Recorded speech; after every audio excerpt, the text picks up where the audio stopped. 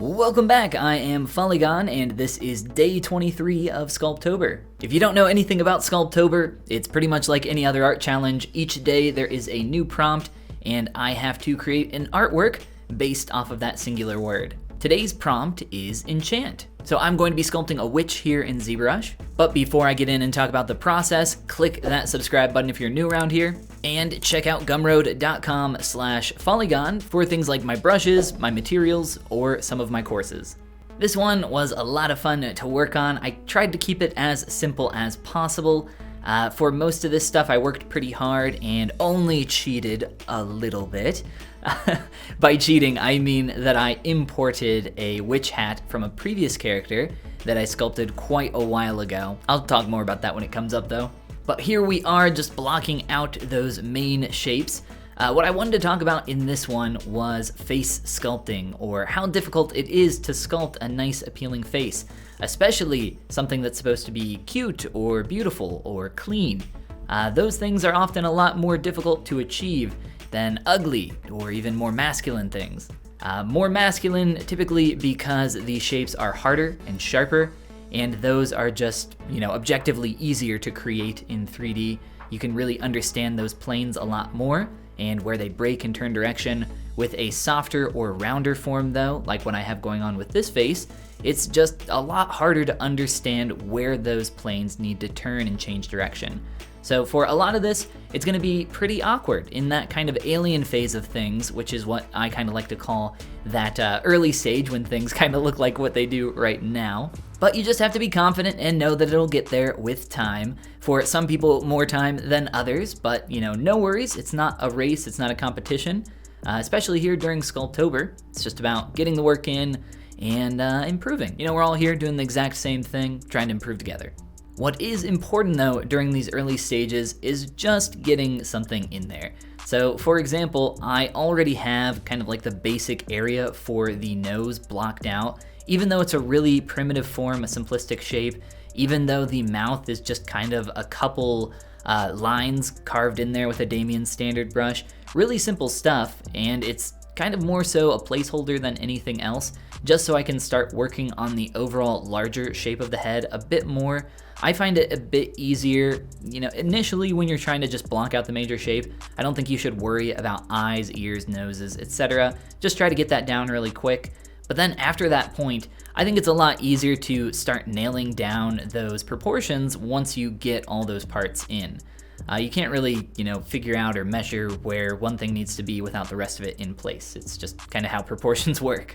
Then once you work on that a little bit more, then you can start refining. And up to that point, things are probably going to go through a lot of awkward phases. Right now, the face is pretty awkward for the actual features of the face, but for the larger shapes, for the most part, I'm pretty happy with the larger shapes for the head.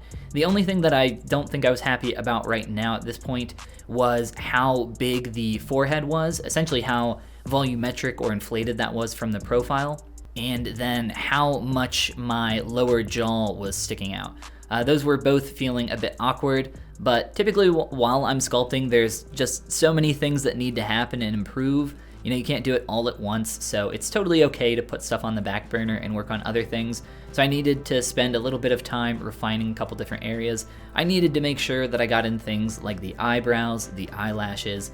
All that stuff is super important to being able to figure out the proportions of your character and starting to get it to head into a direction that feels less alien, which the quicker you can get out of that a little bit of an awkward phase, in my opinion, the better. I completely remember when I was new to sculpting and I just could not get out of this phase, or I felt like it lasted forever. I didn't even know what I was doing right or what I was doing wrong. I was just putting in the work back then.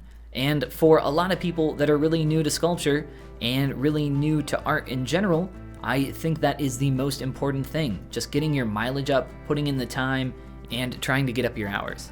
A lot of people really don't like that advice, simply because, the advice of practice, you're like, but there must be some secret, there must be some techniques, some other stuff.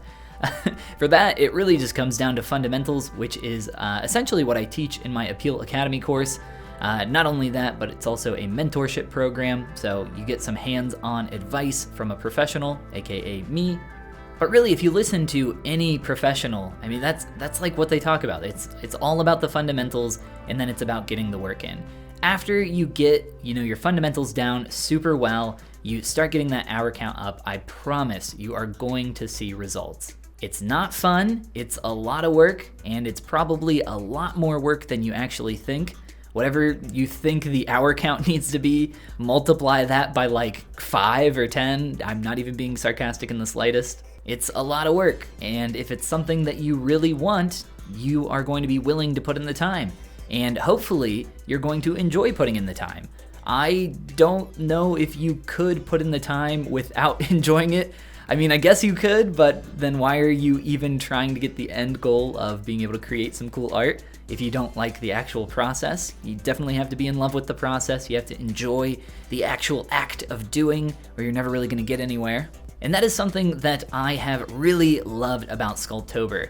I thought that Sculptober was just gonna wreck me physically and mentally, and I won't lie, on a few days it absolutely has. I've been in my office from like 5 a.m. to 7 p.m. most days, working on all sorts of different stuff for not just Sculptober, but for students, for clients, everything else. So it's been a very busy month for me, and I've had days where I've been up in this office for God knows how long, way too long, way too long. And those days definitely have kind of hurt a lot mentally and physically, but all in all, I feel awesome. I feel actually really good, and I feel like I want to make art right now more than I have ever before, which is great because that was kind of my goal with Sculptober this year. When art is not just your job, but also your passion and your hobby, it can honestly be a little hard sometimes to remember why you enjoy creating art in the first place. And it's been nice to kind of get into that mindset of just making art for fun, just making art for the actual process.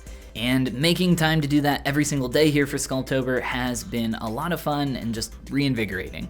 But enough about me, let's continue talking about the sculpt. The actual face here is starting to develop a little bit more, and now that I have created a mouth bag to work on the mouth a little bit more, we get a lot more of a natural expression for those lips. You don't have to create a mouth bag for a closed mouth. I think it makes it feel a bit more natural most of the time. You can, sculpt a pretty decently closed mouth in just Dynamesh if you know what you're doing. But a lot of the time, I'll just spend, 5 minutes, make a quick mouth bag, Z-remesh, and then close up the lips and work on cleaning that area up a little bit more. It just gives you a little more control than anything else. I don't think it's necessary, but it does help. I've worked on a couple other areas like the forehead and the volume around the cheeks, which were the two areas that were bothering me the most with the primary forms here. So I've cleaned those up quite a bit. I've started to get that volume to feel a lot better from the 3/4 view. Something that I mentioned, I think, in the storm video when I was working on the hair was talking about looking at your model or your sculpt from very extreme angles. So a lot of the time you'll be sculpting and working on one area like, typically your front view like I'm doing a lot of the time here, and then you'll turn to the side or a little bit to like a 3/4 view, and things will just look really off or really awkward. So it's really important to take the time to spin your model around and make sure you're working on it from every possible view. This includes looking at angles that you probably normally wouldn't, like looking at the bottom up view. I don't think anybody's gonna ever see this from that angle, but I will. But it's also just very important to do that so that you can understand your form better and see where some of those awkward problems might lie. Here's a quick turnaround of a really fun frog character that I created almost 3 years ago now, based off of an image by Danny Cruz. The reason why I'm showing it off here is because I actually steal the hat off of this character to use as a good starting point, or essentially a good hat for the witch character that I'm working on. I don't keep any of the little tiny accoutrements like the leaves or the twig or stars or any of that. I basically just keep the primary form there, clean it up a little bit, change the color, and adjust the form a little bit to fit her head. So I did make the hat, I just made it maybe 2 or 3 years ago. But that saves on a lot of time for just a little tiny accessory, or kind of a larger accessory, but for a piece that's gonna take quite a bit of time for not a lot of payoff, especially when I have one already made. So I get that into place, work on a couple other accessories like the area around the neck, some quick stars around the character, and now some freckles. So I begin just adjusting, trying to find a color and value that work really well. Then I go to town with some darker freckles, working on creating a bunch of different sizes, some variation. Very important that if you're gonna do something like this, I think it's best to just do it by hand. It really doesn't take a whole lot of time. I mean, I don't think I even spent 2 minutes on those freckles.